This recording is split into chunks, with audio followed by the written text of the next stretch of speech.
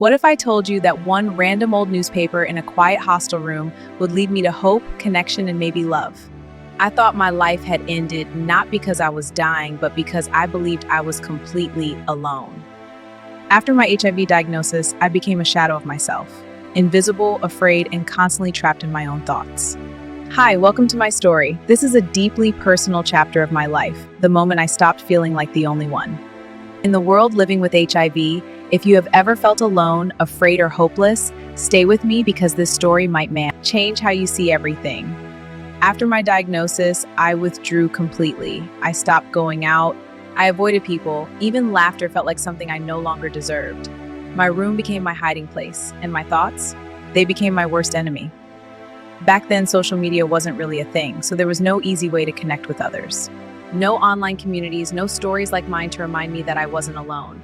It felt like I was the only person in the entire world. Carrying this virus to escape from my thoughts, I turned to reading anything I could find, books, old notes, random old papers, just to keep my mind from sinking deeper into fear. One day, out of pure boredom, I picked up an old newspaper in my hostel mate's room.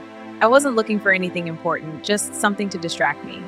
As I flipped through the pages, my eyes landed on a section titled Lonely Heart. It was a column where people wrote letters to find companionship. Curious, I started reading. And then I saw something that made my heart stop. A man had written in, he said he's HIV positive and was looking for a woman, also HIV positive. Within a certain age range for a possible relationship, I froze. I read it once, then again and again, I needed to be sure.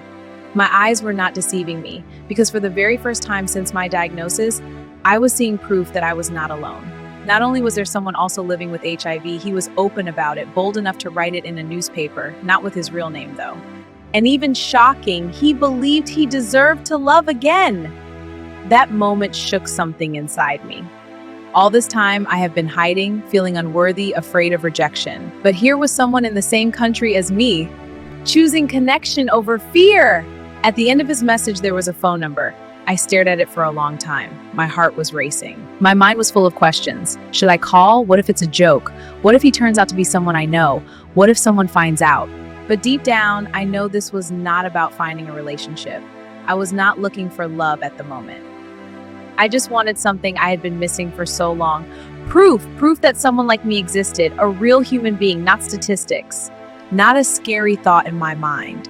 Someone living, breathing, surviving. I stared at his phone number for days. My fingers would hover over the call button, then I would pull back.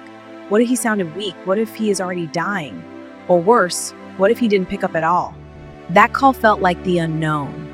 But one hot afternoon, with my heart pounding louder than my thoughts, I finally pressed the call button. The phone rang once, twice, then he picked up. And what I heard shocked me. His voice was strong, clear, and alive. Not the weak, fragile voice I had imagined in my head for days. And that moment, something inside me shifted.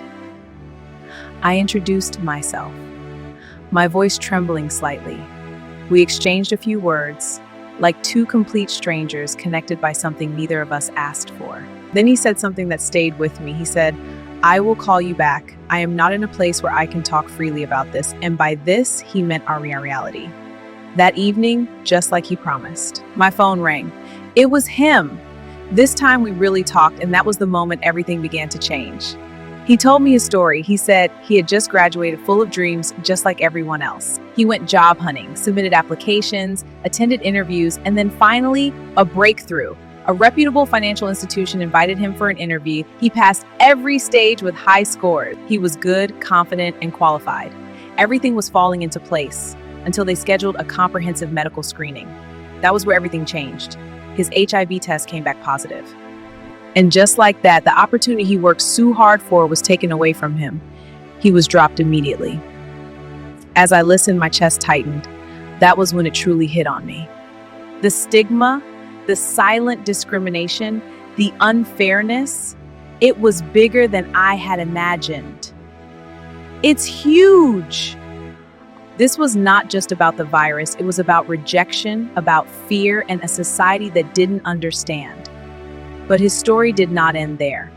He told me something different, something I didn't have at the time: knowledge. Before his test, he had received proper counseling at the hospital. He understood the virus. He knew what it meant, And for the very first time after my diagnosis, I wasn't drowning in fear anymore. I was listening to someone who was calm, informed, and hopeful. From that day on, he started calling frequently.